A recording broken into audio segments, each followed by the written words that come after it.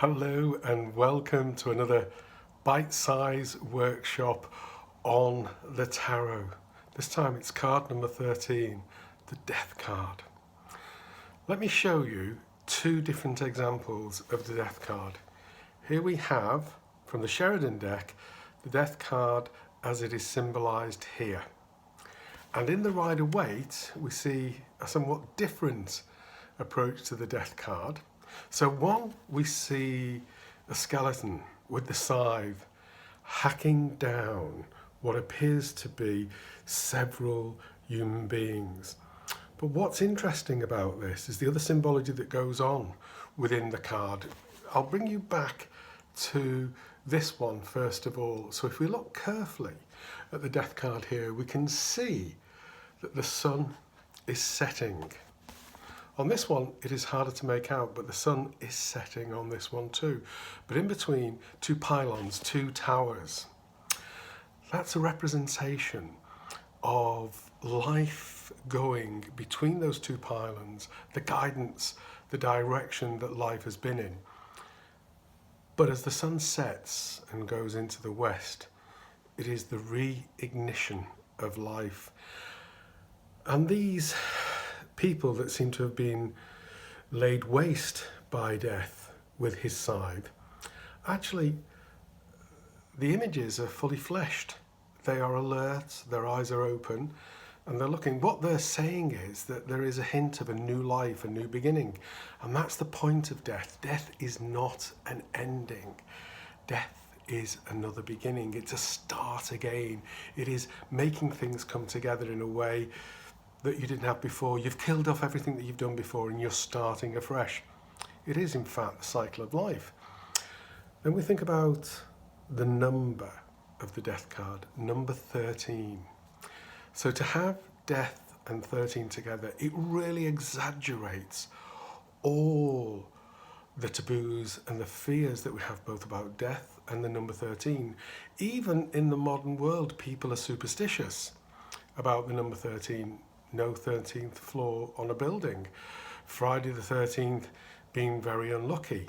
13 is quite interesting because it's a very feminine energy number. And when we add the numerology of 13 together, it gives us 4, which is wholeness, motherhood, sisterhood, a bringing together. So why is 13 seen as such a negative? Well, in the modern day consciousness, it may well be to do with how suspicions have built up and become stronger and stronger. And perhaps the strongest is when King Philip IV of France ordered the arrest and execution of the Knights Templars.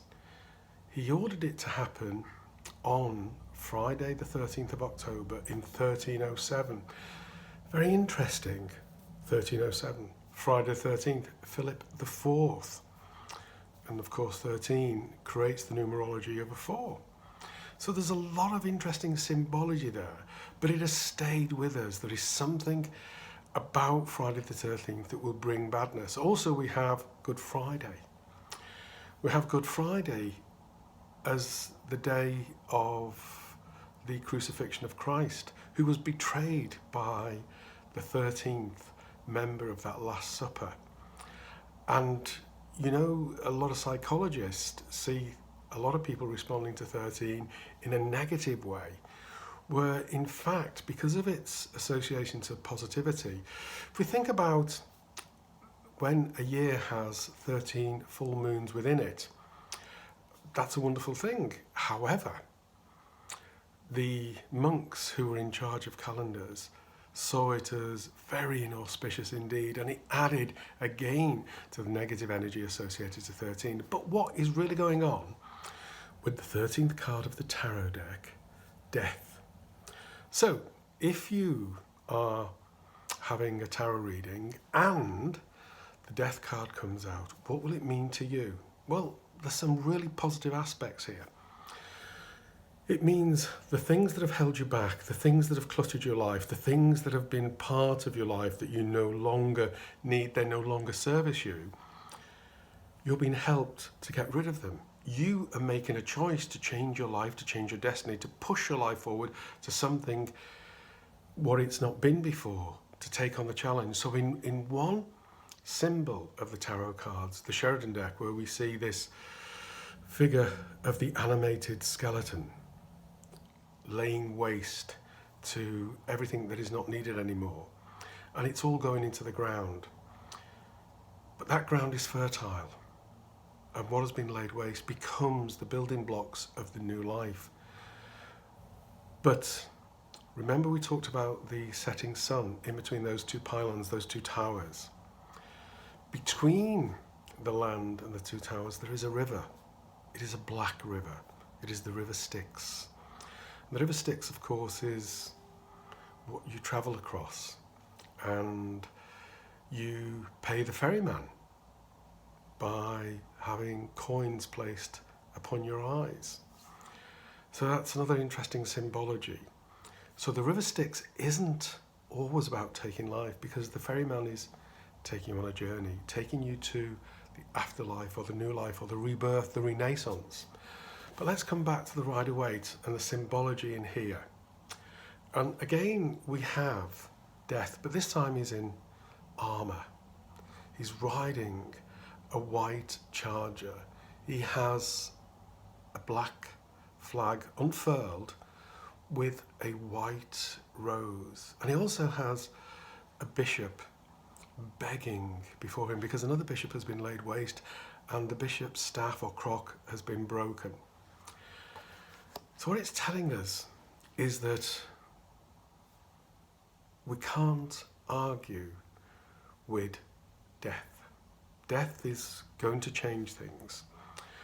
Even if you want the old ways to remain, they're going to alter. So in a positive way, you are the bishop arguing for what comes next. In a negative way, it's taken out of your control. It is not your choice. But sometimes that is still good. And you know, very often when I'm going through a tarot reading and I'm advising individuals finding the guidance that's within the tarot, I often say fate and destiny, yes, is in front of all of us. But each and every one of us has free will. And that free will is to make a choice. So if we know what fate and destiny has in store for us, if we know that big changes are coming, let us take control. Let us be in charge of our destiny. Let us make our destiny work the way we want it to work, to achieve the things that we want to achieve, and to begin that new beginning, and recognise that there are some things that are not servicing us anymore. They're letting us down, they're hindering our lives, they're tying us, they're holding us. And all sorts of things become possible then. We can work with forgiveness, we can let go of pains and sorrows and angst and difficulties. We can find that new joy again. So when we see death, take it as an opportunity to release ourselves from the things that have controlled and held us in place, and allow us to move into a bright new world. Because after all, yes, the sun does go down and the darkness comes of night, but the darkness is illuminated by a moon and stars.